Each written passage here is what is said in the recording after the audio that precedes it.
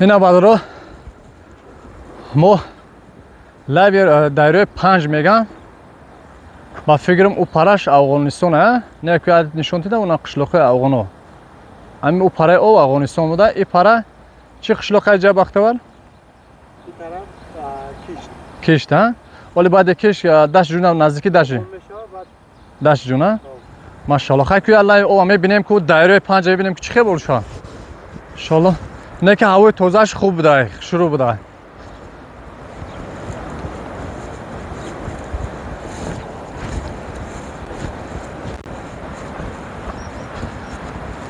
ماشاءالله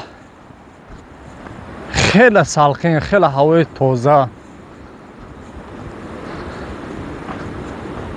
این دایره 5 میگم به حد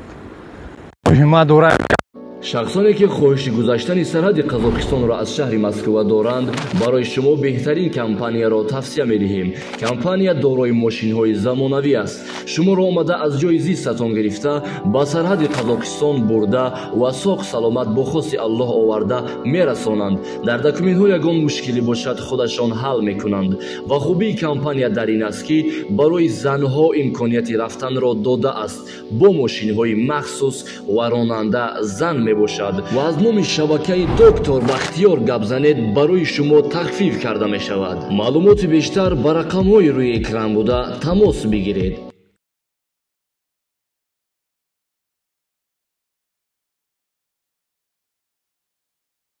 ما فکرم در همین تاجیکستان همین دایره همه کلان همین باشه دایره 5 کو کسی که میدونه در همین کامپیوتر بنویسه کو ما فکرم در تاجیکستان میخواد دایره کلان نو در همین دایره 5 دیدم خیلی کلانه نه پهمه یا 100 متر هست با فکرم پهمش اینجا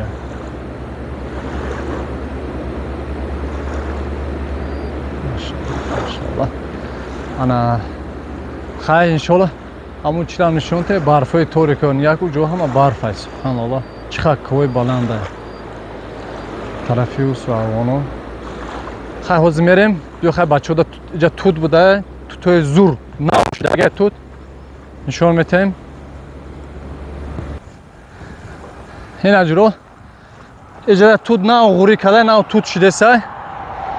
میبینیم مزهش خیلی کو پیشتر بیا بختیار جان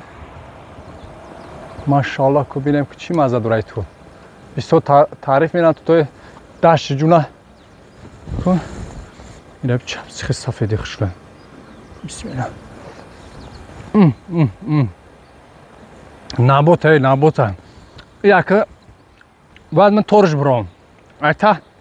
مخواه مزه نمینم ای تور برام درکو که بسم الله بسم الله الرحمن الرحیم باور که میگن میوه را بخیر از درخت خودت بکن بخیر میگم مزهش دیگه ایگه به حقیقت درسته بسم الله ماشاءالله ولی پوچه میسازه مغال کنیم خود دوشنبه اومده 10 جون توتخری اومدیم دیسمیتی نه توتاش با مزه بوده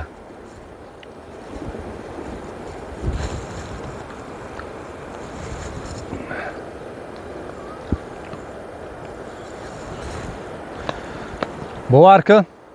با فکرم بسیاری آرزو میکنه که من باشم در این طور توت بزنم بسیاری بچه های غریب اینترس نشده سر که ماشاءالله نگاه که دکتر طور توت برای سه ما باشیم در مسکو در شهر غریب انشالله شما را نصیب میکنم